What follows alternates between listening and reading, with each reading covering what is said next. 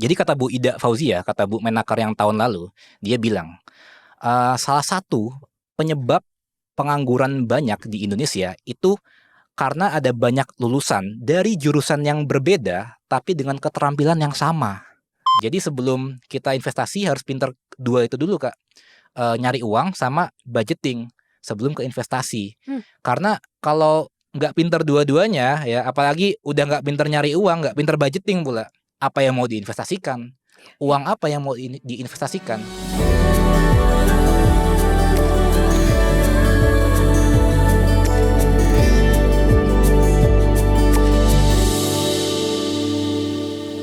Ngomongin uang itu nggak ada habisnya, dan kalau ngomongin uang itu apalagi sekarang tuh 30% populasi adalah Gen Z. Katanya Gen Z nggak bisa beli rumah, Gen Z boros, Gen Z apa. Kita datangkan langsung Gen Z juga kamu. Betul sekali, Gen Z juga. Ada Kak, coba sebutkan nama lengkapmu. Raffi Hadif. Sedap. Aku nyebutnya Kak Raf aja ya. boleh. Itu bagus loh. Boleh Itu aku kasih nama Kak Raf panggung ya? loh, Kak Raf loh. Iya. Menarik tuh. Menarik kan? Akan aku pakai sih kayaknya. Iya, Kak Raf tuh kayaknya keren. Raf ya? Jadi kalau nanti tiba-tiba udah semakin ini ingat kemudian Kak Raf itu ada share. Boleh. Keren Kak Raf. Kak Raf di sini adalah dia ahli. Mungkin kita kalau sebut ahli takut ya. Tapi dia lebih banyak bersinggungan dengan keuangan. Betul banget ya. Pekerjaannya sekarang menganalisis keuangan. Betul. Ya kan, dan dia sekarang punya project juga, sesuatu yang bisa membantu Gen Z ini. Betul banget. Supaya bisa mengatur keuangan. Pertanyaan pertama gini, ngatur keuangan tuh susah nggak? Ngatur keuangan, oke ini menarik ya. Ngatur keuangan tuh susah atau enggak? Jawabannya sebenarnya gampang. Gampang karena gini, kalau kita ngomongin soal keuangan itu untuk ngaturnya itu gampang, tapi yang susah apa? Membangun habitnya. Kalau kita ngomongin ngatur keuangan gampang ya, lu tinggal kan banyak ya di video YouTube kita bisa lihat kayak saving 50, 30, 20, 50, 50, segala macam lah, banyak lah. Itu udah basi lah. Kayak Gen Z pun pasti udah pinter, udah sering lah ngelihat kayak berbagai macam konten tentang ngatur keuangan gampang. Tapi yang susah adalah membangun habit bagaimana cara kita mengatur keuangan itu sendiri. Seperti itu sih Kak. Jadi bangun habitnya yang susah sebenarnya. Setuju. Ngatur keuangannya gampang, tapi membangun untuk lo mau diatur. Betul sekali. Ya banyak yang bilang katanya kan itu udah banyak tuh berita-beritanya. Gen Z adalah generasi yang susah beli rumah, which is emang rumah sekarang mahal. Betul. Generasi yang kemungkinan miskinnya tuh gede. Iya betul. Benar. Gini. Sebenarnya udah banyak artikel, ini bukan aku yang bilang ya. Kayak ada CNBC lah, Detik Finance segala macam. Kalau kita search di Google kayak Gen Z miskin gitu ya, itu udah banyak artikel yang keluar sebenarnya. Jadi dan kita harus mengartikan miskin ini kan artinya luas ya. Ada miskin menurut pemerintah ya, yang pengeluarannya minimal maksimal 500.000 per bulan itu baru bisa dianggap miskin segala macam. Tapi intinya miskin mungkin dalam artian buying powernya itu rendah gitu kan ya. Kita susah beli rumah, susah mungkin nanti bayar pendidikan anak-anak kita kalau kita segala macam. Itu mungkin lebih mengarah ke situ. Nah kalau aku sih melihatnya bisa aja Gen Z miskin karena ada dua alasan yang paling besar. Apa tuh? Ada banyak banget alasan, cuma ada dua alasan yang paling besar. Yang pertama gini, yang pertama itu payment gateway yang semakin banyak sekarang. Iya. Zaman aku, ini kalau zaman Kak Sheryl aku kurang tahu, tapi zaman aku. Tapi zaman aku. Aku waktu SD gitu ya, SMP bahkan sampai SMA pun kalau aku mau jajan misalkan aku mau ke warung gitu ya, itu kan pasti aku ngeluarin uang tunai, cash. Kalau aku nggak punya uang, minta mama, minta ibu gitu kan. Atau kalau udah SMA udah kuliah segala macam, tarik tunai. Di situ ada semacam effort ya. Kalau lu mau beli, lu effort dulu. Tarik uang, minta sana minta sini, baru barang itu kebeli gitu kan. Tapi zaman sekarang wah itu sudah gila ya, apalagi ditambah soal pembayaran pakai QRIS, ditambah pay later. Kayak warung deket rumahku aja yang kayak ukurannya 2x2 gitu ya Kak, itu bisa bayar pakai QRIS gitu. Itu kan kayak effortless banget jadinya ya, dibandingkan zaman dulu mungkin orang harus tarik tunai ya. Itu ada effort di mana kalau malas deh nggak usah beli deh gua gitu kan, bisa aja kan. Kalau sekarang ya nggak bawa cash pun tapi orang pasti akan bawa HP, dan itu Ya udah gampang ngeluarin HP, scan QR, selesai bayar. Ditambah lagi pay later. Wah, itu pembayaran yang sangat-sangat mudah banget kalau kita belanja online. Itu kan biasanya dulu kita cuma bisa bayar let's say pakai virtual account. Betul. Ya, masukin virtual account ke bank, segala ke mobile banking. Sekarang nggak perlu ribet-ribet top up saldo. Pakai pay later. Ya, alasannya biar gampang lah. Tinggal klik klik Ya klik klik klik. iya, gua nggak perlu isi saldo, nggak perlu ribet-ribet pindah aplikasi ke m-banking segala macem. Yang akhirnya ya udah bayar belakangan, akhirnya numpuk ya juga akhirnya ya itu tadi itu miskin tadi. Itu yang pertama. Dan yang kedua, salah satu penyebab buying power yang rendah sekarang, pasar tenaga kerja itu sudah terlalu kebanjiran ya. Kalau misalkan Kak Sheryl cari nih, rata-rata gaji pegawai Gen Z, which is dari maksimal tuh umur 28 tahun di tahun 2025. Itu cuma 2,5 juta, Kak. Wow. Sangat-sangat kecil banget kan? Iya, serius. Serius. Kalau cari aja dimanapun, di artikel manapun itu rata-rata 2,5 sampai 3 juta. Itu udah di bawah UMR DKI Jakarta banget kan? Iya, iya. Kayak jadi buying power-nya sangat rendah. Ini aku kutip dari Menaker ya, Kementerian Menteri Ketenaga Kerjaan yang dulu, namanya Bu Ida Fauziah. Ini ada kata-kata yang menarik dari Bu Ida. Jadi kata Bu Ida Fauziah, kata Bu Menaker yang tahun lalu, dia bilang, salah satu penyebab pengangguran banyak di Indonesia itu karena ada banyak lulusan dari jurusan yang berbeda tapi dengan keterampilan yang sama. Itu salah satu penyebabnya. Jadi kalau kita cari juga ya, ada list 10 jurusan yang paling susah mencari kerja. Itu di Google ada, di CNBC ada. Aku ambil contoh ya, ini contoh aja. Jurusan komunikasi, let's say ya. Aku bukan maksudnya merendahkan ya, tapi itu ada datanya gitu. Jurusan komunikasi itu masuk ke jurusan yang susah dapat kerja. Kenapa? Karena gini, idealnya kalau jurusan komunikasi kita ngomong kalau sudah dia lulus gitu ya, kerjanya jadi apa sih? Humas ya kan, PR gitu kan ya semacam itulah idealnya. Tapi gini, kalau misalkan ada perusahaan, let's say kita ambil contoh perusahaan, misalkan ada rumah sakit ya, dia mau cari staff PR, staff humas ya, orang yang bekerja di bidang humas, dia pasti akan mikir, gue lebih mending cari orang dengan latar belakang kedokteran, yang pinter ngomong, yang pinter komunikasi, atau orang yang jurusan komunikasi. Of course yang kedokteran. Pasti yang kedokteran kan. Nah itu. Jadi komunikasi ini, jadi PR itu bisa diambil dari jurusan kedokteran. Betul. Mungkin ada orang dari farmasi juga bisa masuk segala macam. Jadi ya akhirnya mengikis orang-orang dengan jurusan komunikasi ini. Dan itu juga, itu contoh aja. Ada juga mungkin jurusan manajemen yang mungkin terlalu luas bidangnya segala macam. Itu menjadi salah satu penyebab buying power Gen Z yang lemah. Jadi kalau sampai dua kriteria ini memenuhi, benar-benar kita nggak bisa cari spesialisasi, kita nggak bisa nabung dan memanfaatkan pay later dengan baik ya. Kalau asal-asalan, ya akan miskin. Aku setuju dengan statement itu sih. Tapi aku setuju tadi dengan ini karena pas banget karena aku jurusan komunikasi. Oh, pas banget. No, tapi itu betul. Betul ya, Maksudnya tapi betul ya. Maksudnya kalau kamu cuma sekedar lulusan komunikasi, betul. Dan kamu tidak punya spesialisasi apa diri kamu di jurusan komunikasi itu, ya kamu nggak punya soft skill yang lain. Oke. Sulit. Karena kalau tadi kamu ngomongin rumah sakit, PR rumah sakit sekarang tuh seorang dokter yang mengambil S2 komunikasi. Betul, iya, itu masuk akal. Jadi dia S1-nya kedokteran dulu, S2-nya komunikasi. Iya, benar.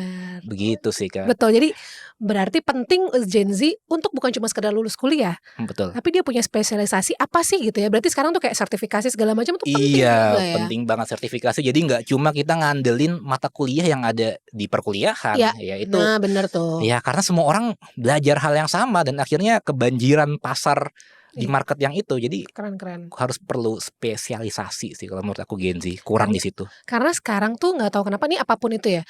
Soal pasar juga, tapi semakin niche kita, semakin kita punya pasar yang niche atau spesifik tuh laku loh gitu loh. Iya, ada yang nyari gitu. Betul kan? Ya, harus punya niche. Mungkin kalau channel YouTube misalnya, kamu semakin punya pasar yang niche, ngomongin hal yang ada yang nonton. Tapi kalau ya ngomongin itu aja, ya yang lain udah banyak lakuin itu gitu kan. Pay later ya. Pay later, Karaf. Pay later tuh sekarang di mana-mana menjamur dan memang memudahkan. Betul. Pertama mungkin limitnya rendah kita masih bisa bayar. Terus kan kalau dari limit rendah tiba-tiba dikasih lagi tuh yang limitnya tinggi jedar. Dari 500 juta tiba-tiba nggak tahu kenapa dikasih limit 15 juta. Tergoda dong kadang-kadang Iya, Gen Z ini. betul. Sebenarnya si pay later itu dan juga apa ya, sisi lah mungkin. Sisi ya. Boleh nggak sih sebenarnya? Oke, kalau dari aku boleh sih, jelas ya sisi pay later ya boleh-boleh aja gitu kan. Siapa sih yang larang? Dan tapi yang perlu diperhatikan adalah cara penggunaannya. Cara penggunaannya. Oke, jadi kalau dari aku sendiri, aku kan punya beberapa klien juga kan ya. Itu biasanya ideal untuk punya cicilan itu idealnya sebenarnya 10% dari Oke. penghasilan. Tapi maksimal banget itu di 20%. Oke. Kalau gaji lu 10 juta ya berarti maksimal kalau bisa nyicil paling maksimal adalah 2 juta. Nah, itu harus diperhatikan. Nah, penggunaan pay later ini itu sebenarnya sangat nggak aku sarankan ya. Ini kita belum ngomongin ke sisi ya, tapi ke pay later dulu. Pay later itu sebenarnya nggak aku sarankan untuk memenuhi kebutuhan yang sifatnya lifestyle. Iya, Oh, beli oke. sekarang Sepatu, iya gitu, sneakers sneakers, iya terbaru. itu kalau itu sayang banget sih kalau beli pakai pay later gitu ya. Apalagi Kan nggak berbunga Kak, kan ada yang 0% juga katanya. betul, tapi karena limitnya itu melebihi gajinya, ya bunga nggak berbunga, kalau lu habisin limit itu ya ujung-ujungnya akan keberatan juga Oh kan. iya iya Dan iya. dan sekarang juga kan Gen Z banyak banget ya yang dia itu GoFood, GrabFood. Wah, Mhm mhm itu mhm. mungkin zaman kuliah, aku sih zaman kuliah kayaknya belum terlalu ngerasain sih, tapi waktu mungkin yang sekarang ya orang-orang yang masih kuliah GoFood, sekali GoFood Iya 50.000 iya. ya, sekali sehari 3 kali makan berarti udah 150.000, sebulan berarti udah 4,5 juta, itu udah 2 kali UMR-nya Sleman itu, Kak. Jadi menurut aku paylater ini pertama sayang banget sih kalau dipakai untuk kebutuhan pokok, dan yang kedua Kebutuhan pokok apa kebutuhan, sorry, lifestyle? kebutuhan kebutuhan Lifestyle ya? lifestyle ya, sorry. Mmm. Dan ya yang kedua, kalau memang mau menggunakan paylater ataupun CC gitu ya, itu menurut aku lebih baik untuk kebutuhan yang bisa menggunakan yang bisa menambah development kita. Kayak let's say Beli kelas. kelas sertifikasi apa, kalau kita belum punya uang yang cukup bayar jebret langsung, Ya it's ya okay ya. nyicil gitu. Per bulannya 2 juta, 2 juta, 2 juta. Yang penting kan tapi kita dapat sertifikat, dapat nambah skill yang bisa menunjang kita untuk Investasi kita lah ya. iya, investasi Nanti ke itu sini. kan investasi diri, boleh nggak kalau buat investasi kerja? Misalnya aku butuh punya laptop baru nih. Betul, itu juga boleh banget. Karena gini, saat kita dalam akuntansi sih ya, saat kita beli barang ya, saat kita beli barang misalkan beli barang yang bisa menunjang pekerjaan kita, itu kita dianggapnya bukan pengeluaran tapi pembelian aset. Oke. Dimana kalau misalkan laptop digunakan sama Kak Sheryl untuk Mhm, menunjang kerja gitu kan. Kalau pakai laptop ini gue bisa kerja lebih lama, lebih stabil, betul. penghasilan gue bisa lebih banyak. Jadi sehingga gue harus beli nih, tapi gue nggak punya uang. Gimana? It's okay nyicil. Selama memang betul itu digunakan sebagai aset untuk bekerja yang bisa menambah produktivitas. Kayak gitu sih Kak I see. Sheryl. Jadi paylater sisi terpaksa boleh, tapi gunakan untuk sesuatu yang investasi diri, Betul. pembelian aset kita untuk bekerja, Iya, ya. betul, aset, Heeh, itu sih. jangan buat clubbing ya. Apalagi ya buat flexing-flexing kayak gitu, aduh pakai sisi, Iya aduh. iya iya iya iya. Tapi itu ngaruh nggak sih Kak? Kayak sekarang kan eranya sosial media. Betul. Si spending-nya Gen Z ini ada hubungannya nggak sama dengan ya begitu banyak informasi di sosmed yang dia, "Oh ini yang baru nih temen gue pakai yang ini, baru gampang." Even sekarang kalau di YouTube pun di shopping tinggal klik doang gitu kan. Iya iya iya. Itu ada banget sih, aku ngelihatnya ada 2 hal yang bikin gaya spending Gen Z ini berubah kalau di sosmed ya. Kayak misalkan let's say di TikTok ya, TikTok Shop yang udah bisa keranjang kuning. Waduh, itu orang memang perpaduan antara sosial media dan marketplace ini itu udah gila. Itu akan jadi spending yang doom banget sih, doom spending ya kalau Doom spending. istilah kita sebut ya. Itu bisa-bisa habis duit Gen Z Iya di iya. situ, karena itu perpaduan antara sosmed yang dipakai sehari-hari, yang orang kalau bosen itu buka TikTok, Instagram, ditambah marketplace masuk ke situ, habislah. Itu yang pertama.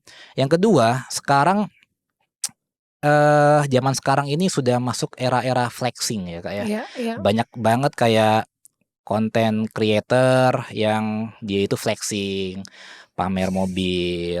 Aku lagi jalan-jalan ke sini, ke Tokyo lah, ke Berlin lah, segala macam story.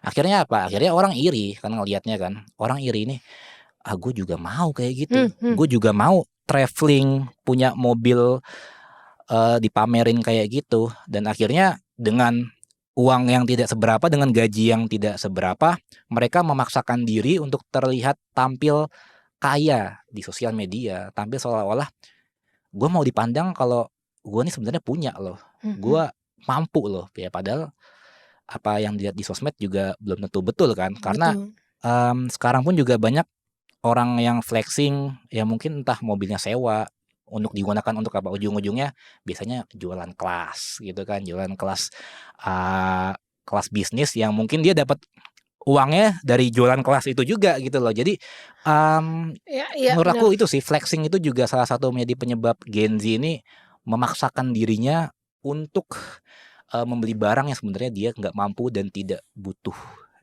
Begitu Kak. Itu flexing barang ya. Sekarang ada lagi Kak, flexing orang-orang yang investasi. Oke, iya Ada iya. yang, orang kan kadang kalau misalnya dia mungkin punya investasi saham di-posting kan gini, Betul "Oh ini lagi betul. gini."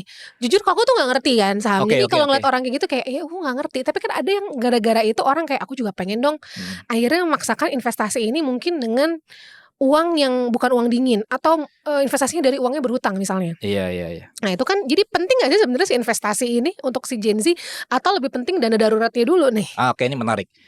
Jadi gini, ya kita kan Gen Z ini kan pengen kaya kan ya, pengen cari Iya. uang sebanyak-banyaknya.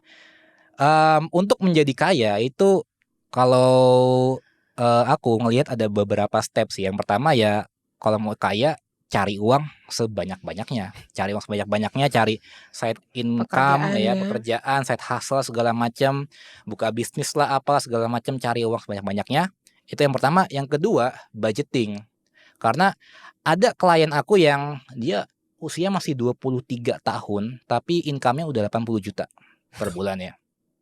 Dari Eee, investasi atau pekerjaan dia nih? murni dari income bisnisnya, gitu. Wow. 80 juta itu bersih buat dia, sudah termasuk dividen, gaji pokok segala macam, pokoknya udah masuk ke rekening dia 80 juta per bulannya, range-nya sekitar 80 jutaan.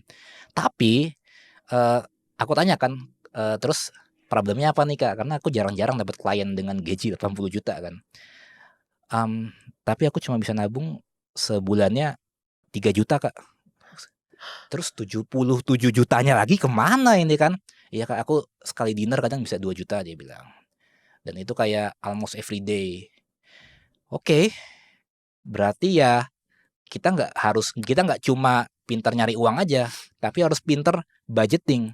Hmm. Karena apa? Karena ya kalau pintar nyari uang tapi nggak pintar nabung ya apa apa gunanya gitu loh. Jadi sebelum kita investasi harus pintar dua itu dulu, Kak. Nyari uang sama budgeting sebelum ke investasi. Hmm. Karena kalau nggak pintar dua-duanya ya, apalagi udah nggak pintar nyari uang, nggak pintar budgeting pula, apa yang mau diinvestasikan? Iya. Uang apa yang mau diinvestasikan?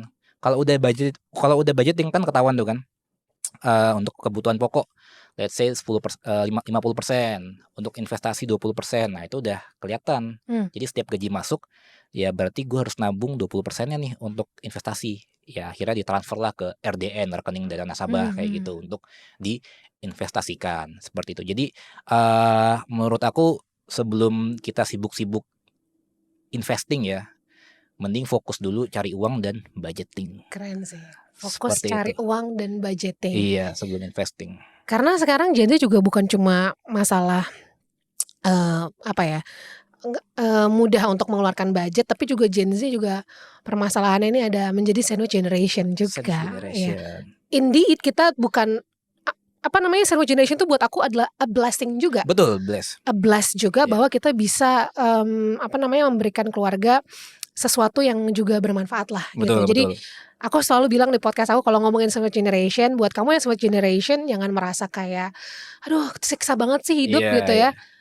Kamu bisa diberikan itu karena berarti Tuhan tahu kamu kuat Betul banget. gitu. Jadi Betul kita banget. harus anggap itu bukan beban dulu. Betul. Tapi kan berarti budgetingnya harus lebih oke lagi ya. Lebih oke lagi. Kak Sheryl berarti sandwich generation I kan? am. Iya kan? Mm-mm.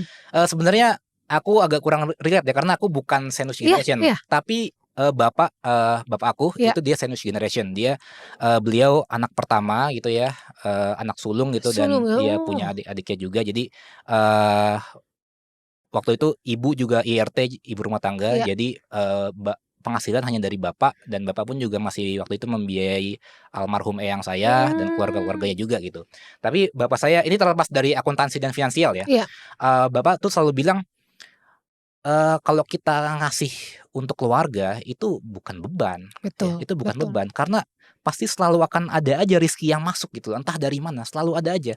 Ya bapak saya bisa sekarang menyekolahkan saya seperti ini, padahal beliau itu gaji dari beliau aja gitu dan beliau juga nggak ngasih makan saya aja. Ada keluarga lain juga yang beliau nafkahin gitu ya. Tapi selalu ada aja rezekinya yang masuk ke bapak saya gitu. Iya. Dan kalau kita berbicara sekarang dari segi akuntansinya, ada sebuah istilah akuntansi namanya sangkos ya. Sangkos. Jadi sang ya tenggelam ya, sangkos ya.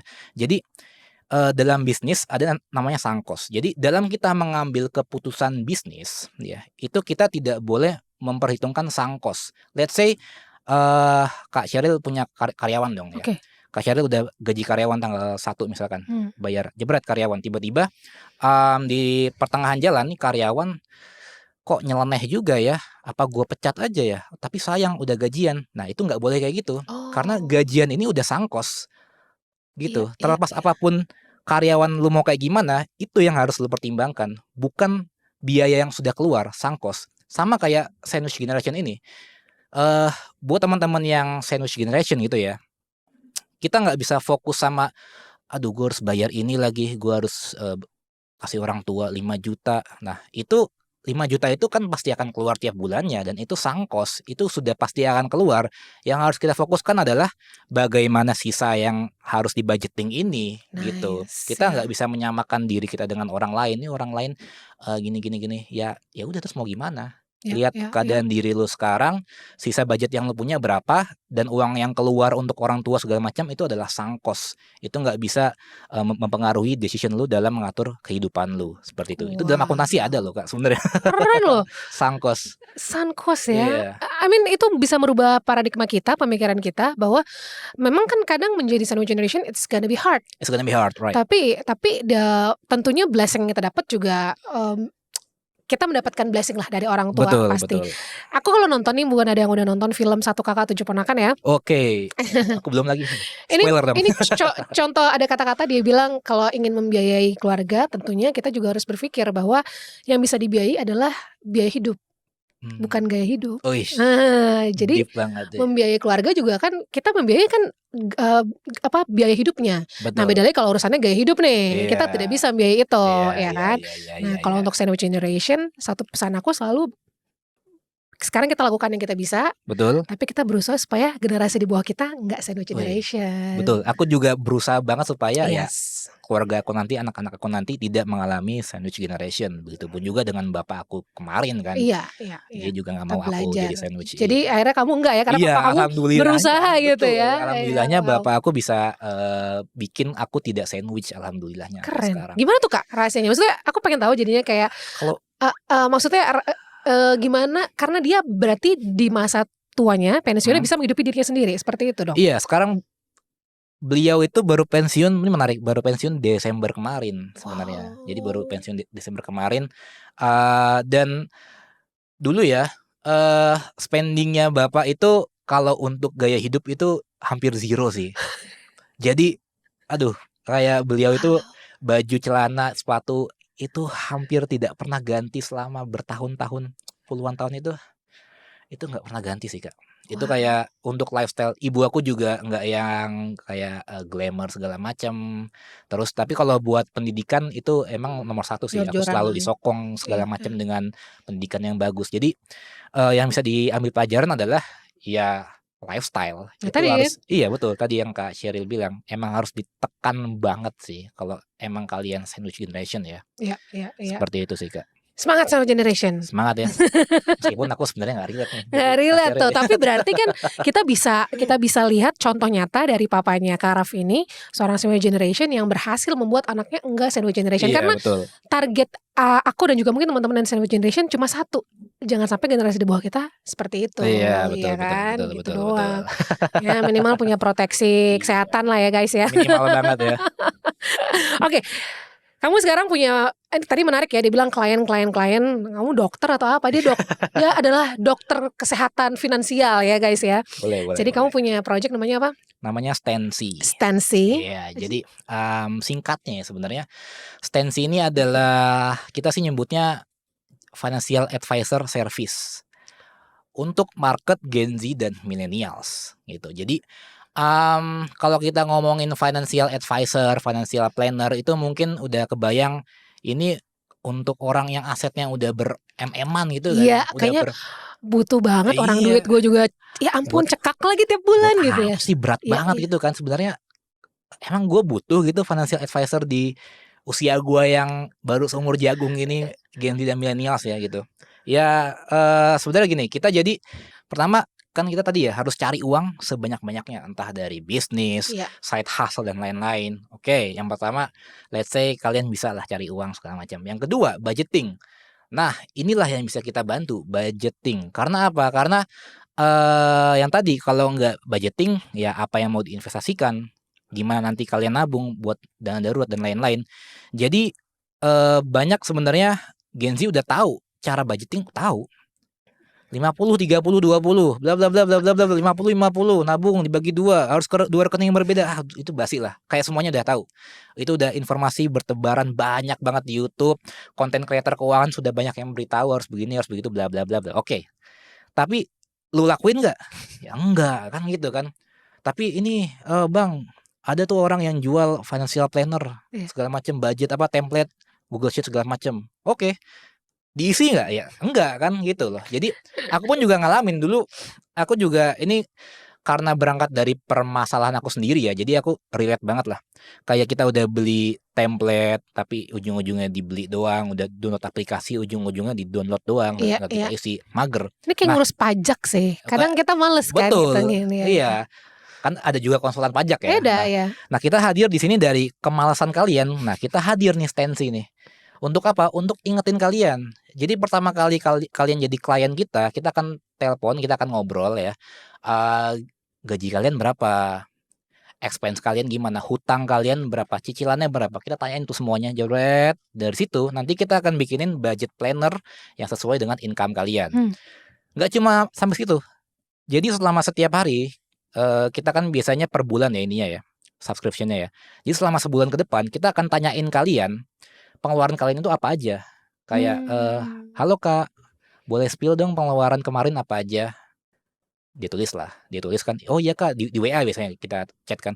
Iya Kak, aku habis clubbing misalkan 1 juta, 2 juta gitu. Oh iya iya iya. Nanti kita yang catatin ke budget planner. Jadi kalian cukup terima beres aja. Kalian nggak perlu buka laptop untuk bikin budget planner. Kalian nggak perlu pusing-pusing mikirin gue harus berapa persen berat, nggak usah mikir sampai situ. Kita yang mikirin, kalian cukup fokus cari uang aja. Nomor 1 tadi, cari uang. Nomor 2-nya kita yang urus. Kamu Seperti yang itu. budgeting. Betul. Dan aku juga ngeliat gini, banyak orang-orang ya Gen Z dan millennials mungkin yang kesulitan keuangan tapi bingung mau ngobrol sama siapa. Iya, Ya iya. kayak malu, kayak ngobrol sama teman, wah ntar gue Ketahuan lagi nih iya gaji gue ketahuan lagi, berapa. kelihatan miskin dong gue, kelihatan banyak utang dong. Gimana ya gitu kan? Atau nanya orang tua, wah ntar orang tua terbebani segala macam bla bla bla. Ya udah, ngobrol aja sama kita. Kita kan nggak mungkin nyebar privasi kalian, dan ini bener-bener untuk kita pakai manusia, nggak pakai aplikasi. Kita akan Iya, iya. punya kalian akan punya satu financial advisor sendiri yang khusus bisa kalian ajak ngobrol apapun itu soal keuangan. Bukan AI nih ya? Bukan AI, Manusia real asli, human, real ya. human. Seperti Oh. itu sih, Kak Wah, menarik Sherry. juga ya, Menarik karena ya? menarik banget karena Gen Z ini kan bisa dibilang kita kaum rebahan, bukan ya saya bukan Gen Z tapi berharap kaum rebahan gitu kan. Makanya kenapa sekarang digital banking laku, pay later laku karena kita Betul. males ya Males, kan. ya. Gen Z males gitu. Nah, gimana kalau kemalasan itu juga dilakukan hal-hal yang positif kayak Yap. konsen cari duit. Kak, ini pengeluaranku ntar hitungin ya. Ntar kamu bisa langsung ketahuan nih, budget kamu nih tinggal segini Kak bulan ini. Betul, Ya, iya. tolong ya. Kita juga akan ingetin karena kan kalian butuh ini ya. Kita tuh sebenarnya dibayar untuk marahin kalian gitu loh. Kak, ini udah over budget gitu. Iya, Kita iya, bisa iya. bilang gitu kan, ini udah over budget, kalau bisa direm dulu lah pengeluaran untuk ini gitu. Karena Oke. sekarang gini ya, Gen Z itu pengeluarannya aneh-aneh sih Kak. Apalagi sekarang aplikasi kayak Netflix, video, Prime, Semua YouTube di-subscribe Music, ya? aduh Spotify. Sekarang ada langganan ChatGPT, ada langganan Canva, CapCut. Wah, Iya, iya, benar-benar. Dan itu itu kadang ini benar banget nih. Itu kadang kita nggak masukin budget karena lupa, karena kita iya, berharap udah tiap bulan dia betul, kepotong kan. betul, betul. Jadi pas kita tanya, jadi pertanyaan pertama kita adalah gajinya berapa? Heeh. Oke. Hutangnya berapa? Oke, yang kemudian ada langganan aplikasi apa? Terus dia, oh iya ya Kak, banyak juga ya Kak Iya, ternyata pas aplikasi. dihitung-hitung 600, Iya, 700, ada yang sejuta lumayan. mungkin ya kan. Dan itu biasanya kan orang ya bener pakai Sisi ya, jadi Iya. terauto debit tuh. Jadi ya, Mhm. oh iya ya, gue sebulan udah 600.000 habis untuk aplikasi aja Iya, iya, gitu. iya. Dan gue nggak sadar Wow. kayak gitu. Oke, nah kalau mau misalnya konsul itu buka websitenya atau kemana? Bisa stancy.id. Iya, Stancy.id. STANCY.id atau bisa ke Instagram kita di Stancy Solution. Kayak gitu. Oke, menarik nih. Jadi tolong tadi seperti kata kamu adalah cari duit dan budget yang paling penting sebelum Betul. investasi A, B, Iya, C, D, nggak E, usah tar dulu repot-repot lah dulu lah ya. ya. Entah kalau ada duitnya pasti gampang bisa Betul investasi. Pesan kamu, Karaf, terakhir untuk ya mungkin gak semua, buat Gen Z dan buat semuanya, apa yang paling harus kita hati-hati dengan uang? Yang paling harus hati-hati ya dengan menggunakan uang itu adalah sebenarnya pertama banget aku selalu menekankan habit, habit, habit, habit. Oke. Bahkan percuma juga kalian pakai jasa stansi kalau kita ingetin aja itu udah keterlaluan ya. Kalau kita ingetin aja itu kalian masih membangkang, nggak nyatet, nggak ngelapor gitu ya, cuma bayar doang tapi nggak ngelapor kita keuangan itu masih itu kacau banget. Jadi keuangan itu baik lagi ke habit, habit, habit. Yang penting gimana cara kita membangun habit kita, mengatur keuangan kita seperti apa, mencari uang itu seperti apa, dan yang paling penting adalah dengan menghargai nilai uang itu sendiri. Cari uang itu susah guys, masa kalian habiskan, emang kalian per jamnya dibayar berapa sih? Waktu kalian itu berharganya berapa sih? Kan cukup ini ya, cukup sayang juga kalau kalian habiskan untuk hal-hal yang nggak penting gitu loh. Jadi sekali lagi bangun habit dan hargai nilai uang itu sendiri. Benar. Mudah-mudahan banyak, gak cuma Gen Z, tapi kalau nggak Gen Z boleh dong pakai stansi. Boleh banget. Klien kita paling, let's say the oldest like 40 gitu ada. Oh ya, Iya, ada ya. ada yang udah anaknya 2 gitu, ada juga. Oke. Gitu. Mungkin Kak Sheryl tertarik untuk aku Habis kasih kita promo. telepon. Promo. Ya bener ya. Tapi aku setuju banget bahwa tadi budgeting penting. Jadi itu harus diingetin lagi, dan habit itu penting, dan hargai nilai uang itu sendiri. Betul banget. Karaf, thank you banget udah main-main ke sini. Iya. Sukses, tensinya semakin Amin, jalan, amin. semakin banyak membantu orang-orang Amin. supaya keuangannya semakin lebih sehat. Amin, amin, Amin ya. Terima kasih Kak Thank Sheryl. you. Dadah. Dadah.